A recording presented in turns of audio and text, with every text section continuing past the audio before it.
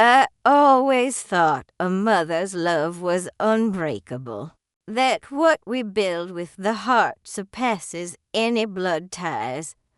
But life, that damned thing, taught me that not all love is returned, and that sometimes we become a stranger in our own home, even after caring for someone as a mother.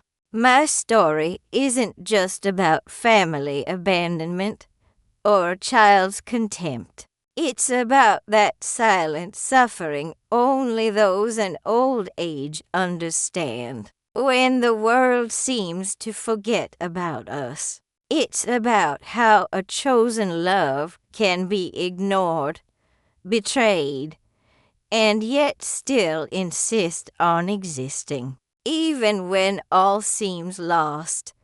If you've ever felt cast aside, like your care has become a burden, like loneliness hits hardest when the eyes of family turn away, I want you to know this story is for you.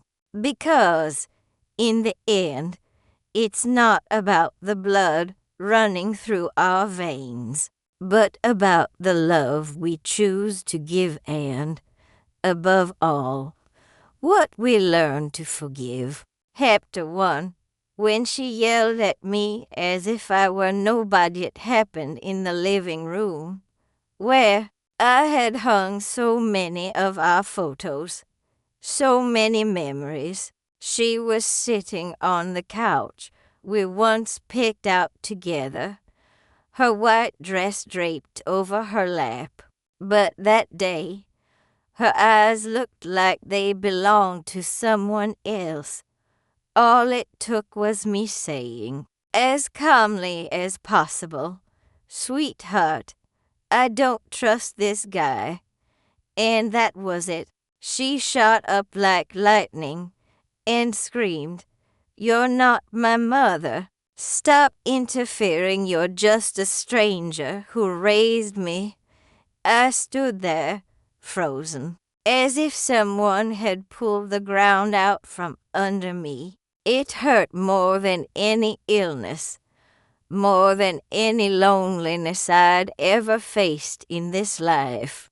Because I raised that girl as my own, I gave her everything I had and even what I didn't. And yet, in that moment, she saw me as nobody, a presence, but one that meant nothing, an old woman who'd become a nuisance. And believe me, I've heard cruel words in my time, but from her, from the girl I called my daughter, it was like a knife to the heart. I swallowed my tears. I've always been good at that, learned early to hide sorrow behind silence. And in that moment, even with my soul in pieces, all I could whisper was, "I just wanted to protect you." But she didn't even hear me. She stormed out, slamming the door like you would when leaving a stranger's house. Since then, I haven't slept the same, and I started remembering the first time I saw her, back on that wet staircase, with that little blue blanket covering only half of her tiny body dot. It was a gray morning, the kind where you wake up with a heavy heart for no reason at all. I had gone to drop off a blanket and some groceries at the church. I always did that when the weather turned bad, knowing someone would need them. But that day was different. I saw that little basket leaning against the side door, where no one usually passed. I approached slowly, feeling the cold wind cut my face. And there she was, so tiny, her little fingers curled up, her eyes shut tight. letting out a whimper so faint it barely escaped. There was no note, just that blue blanket with its faded embroidery of little stars. It was as if the whole world had forgotten her. But me standing there, alone for years since my Joachim had passed, I looked at that child and felt something I hadn't felt in so long, a purpose. I picked her up as if my body knew exactly what to do. She stopped crying the moment I held her. It was like my soul whispered, "Now you're not alone anymore." And in a way, neither was I. I took her home without thinking of the consequences. A widow, childless, with all the time in the world to give love. I remember the priest trying to convince me to turn her over to social services, but I just said, God left her here, and I received her. No one understood, but to me, it was clear. This wasn't charity. It was fate. From that day on, she was mine, and I became everything I knew how to be, a mother. But does love ever really matter when it doesn't come with blood? Every March 14th, I'd bake the same cornmeal cake with guava paste because she swore it was the best in the world, even though it was born in my kitchen with no real recipe. I'd fill the house with balloons, fashion party hats out of newspaper, and hang that crooked banner I painted myself. Happy life, my girl. There were never any guests, just her and me. And yet, those were the most love-filled parties that house had ever seen. I remember when she turned 8. She got a flowered dress I traded 2 months' worth of groceries for. When she put it on, she twirled so much she looked like a little ballerina. And she told me, "Mom, this is the best day of my life." I didn't correct her, didn't say I wasn't her blood mother, because deep down she knew. And in that moment, it never mattered. Every achievement of hers was mine too. Every good report card, every lost tooth, every school play. Me there, clapping like the whole world was watching. Sometimes we'd sit together just to watch the sky darken. She'd lie in my lap and ask if I thought her real mother ever thought about her. I'd always answer the same. I think for both of us, my girl. She'd smile, and in that exchange of silence and warmth, we sealed a love born of choice, not of the womb, but time. Time has a strange way of erasing certain memories when the world outside starts shouting louder. It was a cloudy Tuesday when he first appeared, tall, well-dressed, with a polite smile, but his eyes didn't smile. There was something about that boy that turned my stomach to ice. I felt it instantly the way only a mother can. Emily introduced him eagerly, saying, "This is Ryan, Mom." And when she called me Mom, I stayed quiet, just watched. He shook my hand too firmly, like someone marking territory. And there, on the threshold of my home, Something inside me shrank. It didn't take long for the enchantment to become routine. He came over more and more ate at our table, sat on our couch like he owned it, and me, silent, watching. His gaze never lingered on her for too long. Always quick, always guarded. One day, carefully, I said, "Emily, there's something unsettling about this boy. Be careful, sweetheart." She turned on me like I'd shattered a spell, shot back. "You've never liked anyone I've brought home," as if she'd rehearsed it. And I understood then. She was already blind. But a real mother knows before it happens.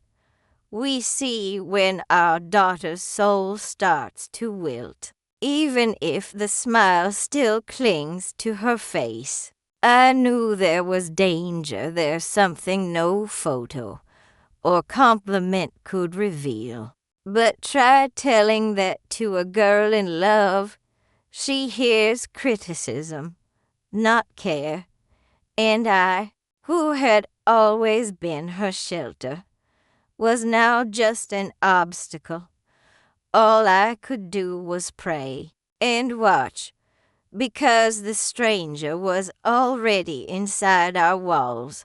The first time I felt the emptiness between us was on a Saturday night. She came home later than usual, eyes swollen, her blouse carrying the sharp scent of men's cologne. I asked if she was okay. She answered with a clipped fine and went upstairs. It wasn't the word, it was the tone. The girl who once shared even her thoughts with me now kept her eyes on the floor, and the silence hurt more than shouting ever could.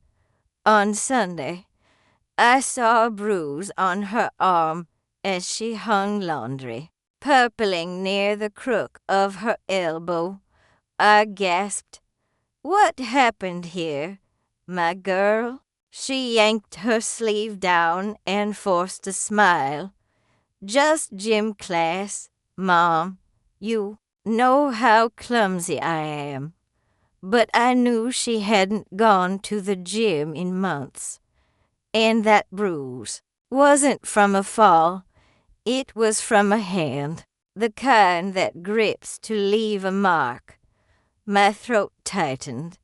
I wanted to ask more, but she'd already turned away. After that, her smiles came with an expiration date. Her clothes changed. Her outings with friends vanished.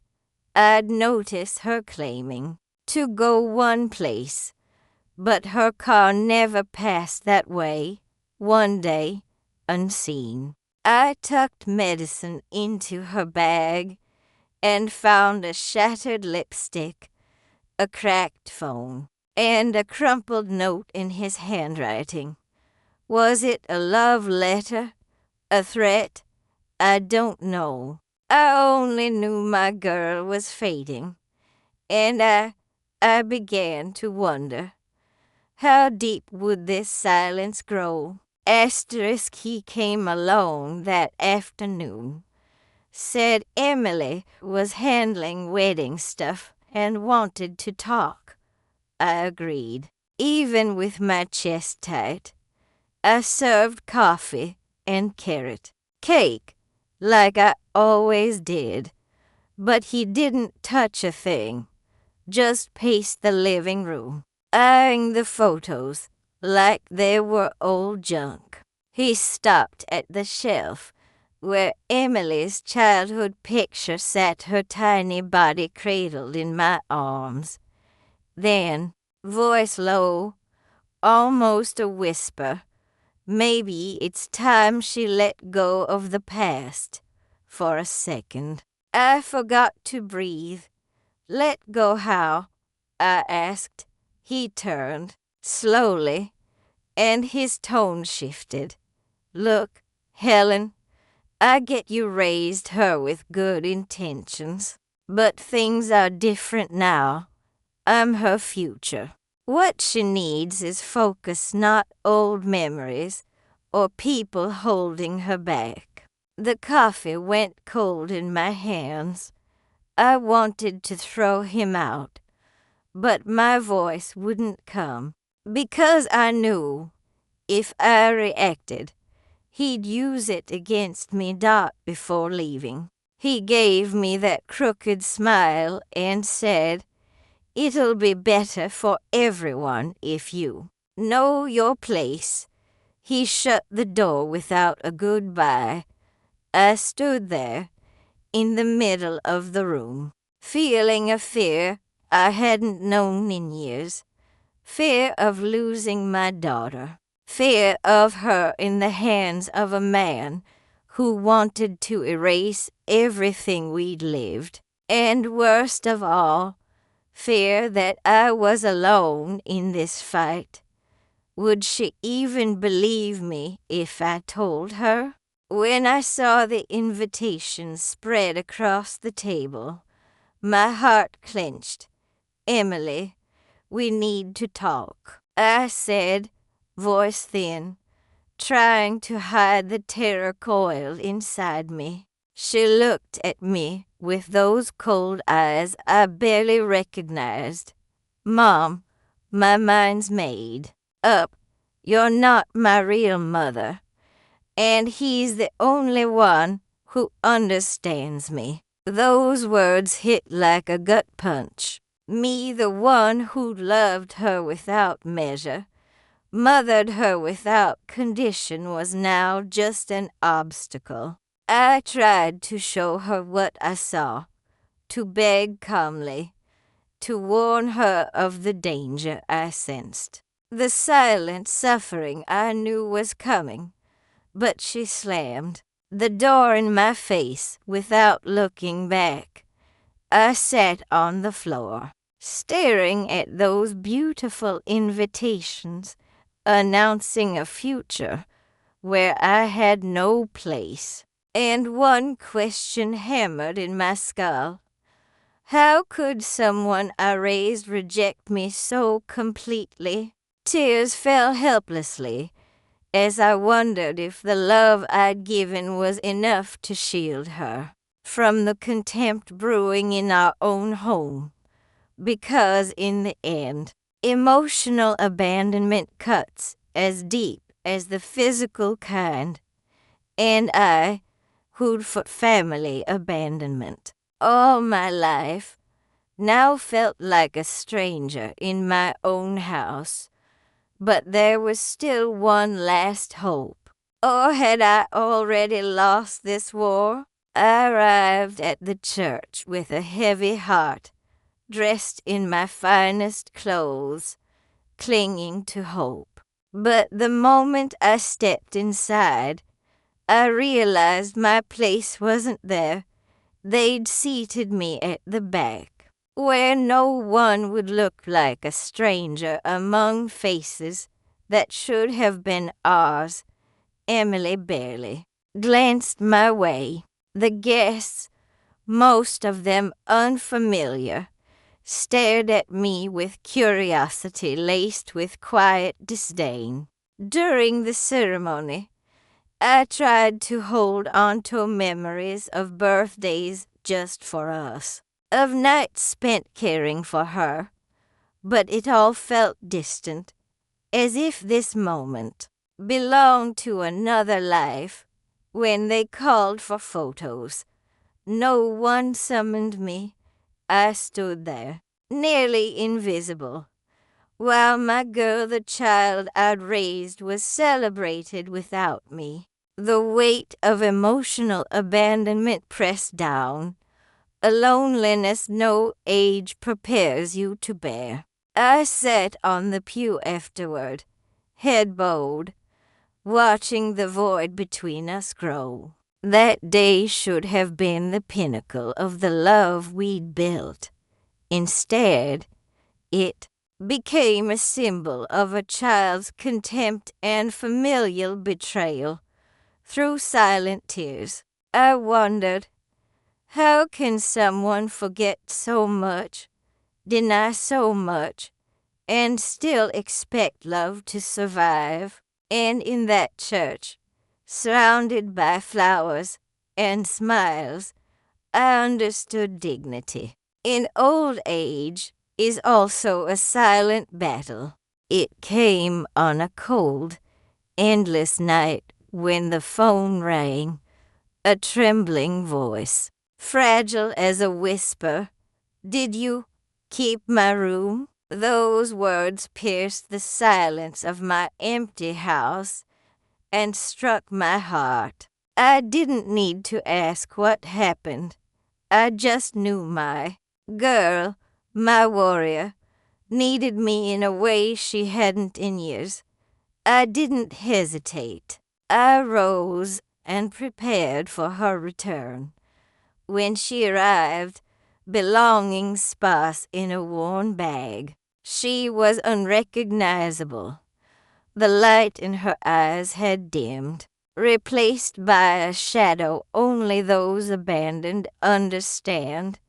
She curled on the couch like she wanted to vanish, and there I was, trying to be the shelter I'd promised her since the day I found her on the church steps. In that moment, I realized her silent suffering was greater than any pain I'd ever known. And despite everything, she still trusted me, the old woman the world tried to forget, who never abandoned the daughter she'd loved into being. One question haunted me. How do you rebuild a heart shattered by the one who was supposed to love? When Emily arrived, I barely recognized the bright-eyed girl who once smiled at life with such hope.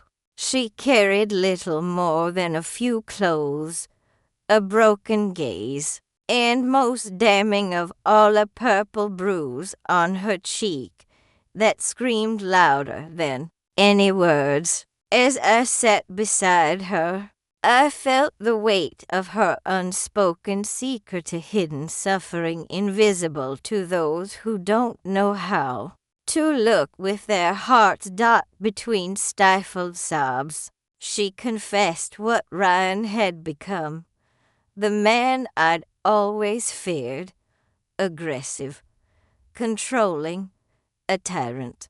Disguised as love, she spoke of how he monitored her clothes, her schedule, even locking her inside for 2 days. When she tried to seek help, each word was a knife twist. Proof that abandonment cuts deepest when it comes from those meant to protect you. The woman who'd mothered her from the first moment felt my chest tighten with silent rage. And yet, beneath it, a fierce resolve. Her story wouldn't end with a man like this. Because dignity survives even the loneliness of old age. And I would fight for my daughter to reclaim hers. On a gray afternoon, as the world seemed to crumble around us, Emily collapsed into my lap just as she had when she was small. The tears she'd locked away for years finally broke through pride and fear. "I'm sorry," she whispered, trembling, confessing every hurt she'd caused with her rejection.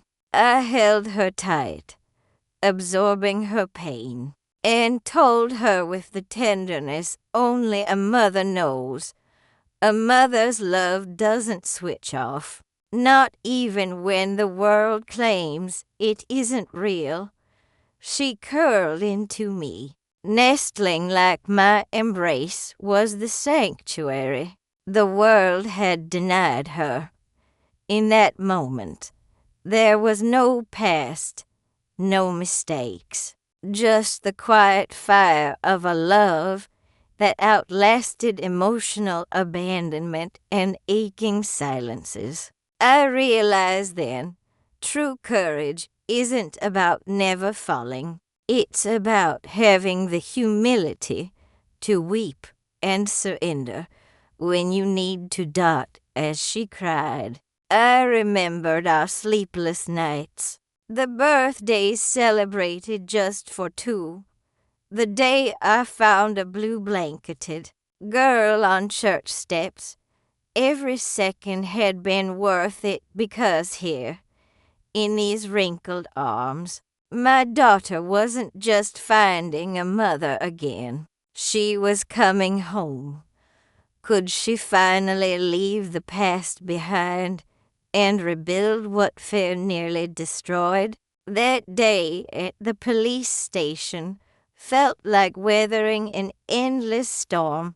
Emily, her eyes still red, had to recount everything she'd endured, the threats, the control, the paralyzing fear.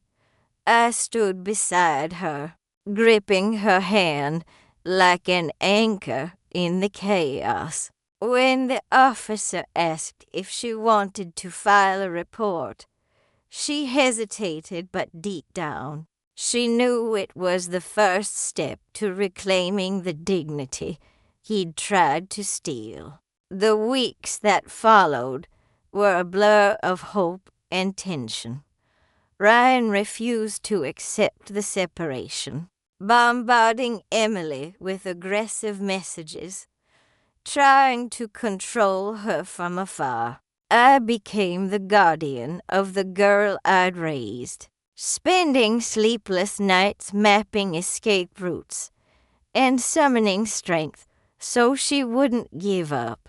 It was silent suffering, but the kind only love fuels. Through it all, I learned true courage isn't the absence of fear, it's moving forward despite it. And though the battle weighed heavy, I felt the seed of love I'd planted long ago finally blooming, ready to bear fruit in freedom and hope. Could we truly start anew now? At 67, I never imagined I'd face a furious man at my doorstep. The night's silence shattered with pounding fists and chilling screams. Ryan was there, demanding entry, desperate to reclaim control. My heart raced, but a God-given strength steadied me. I called the police, then opened the door and met the eyes of the man who'd broken my girl. He hurled threats, but I found a courage I didn't know I had.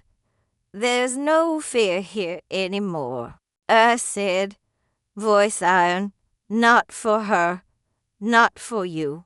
When the police took him away, Emily saw the mother who'd always fought for her, not just with love, but with lioness ferocity. For the first time, she understood. My love defied all words. That night changed us. Fear became a testament to resilience, because dignity persists even in old age. And true love never surrenders, not to abandonment, not to contempt. Could hope finally begin to outweigh the fear? That day burned into my heart like an unsetting sun. Emily, tears trembling on her lashes, called me mother without hesitation for the first time, not just a word of reckoning. It doesn't matter where I came from, she whispered. You made me who I am. My heart swelled as I smiled through tears, feeling the love that had never truly been lost. In that moment, past and present fused. I understood. Motherhood isn't just biology, it's showing up when the world walks away. Family abandonment and a child's scorn may wound, but they can't erase the bond we'd forged. This love had waited, endured. Finally, would she let the past rest and rebuild what fear had nearly destroyed? Now I sit on the porch, needle in hand, embroidering a cushion for the crib soon to arrive. Emily, the girl I found on cold church steps, is becoming a mother herself. My heart overflows, stitched with gratitude. Every lesson I learned about love, I learned with her and for her. A love built not on blood, but choice. Her old room, long kept empty, now hums with new life. How strange that dignity in old age finds meaning in these small acts, in moments that make time pause and the soul sing as I sew. I remember the sleepless nights, the silent suffering, the hidden tears, and the unyielding power of a mother's love to turn pain into hope. At sunset, we sit wordless, knowing our hardest stories taught us this, even in loneliness or emotional abandonment. Life always offers another chance to love and be loved. Isn't that what all we women who've carried the world in our chests ultimately seek? How many times have you been forgotten or scorned by those you loved most?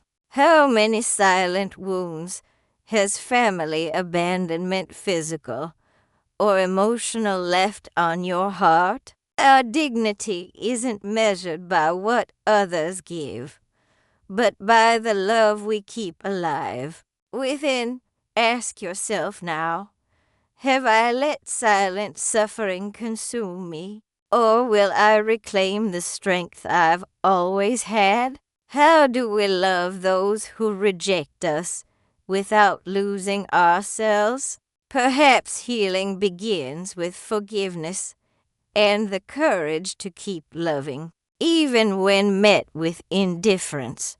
If this story moved you, share it. Tell it to women who, like you, face abandonment, but never relinquish hope. And if you'd walk further with me on this journey of love and resilience, subscribe and join our community, because together we're unbreakable and no one can extinguish the love we carry.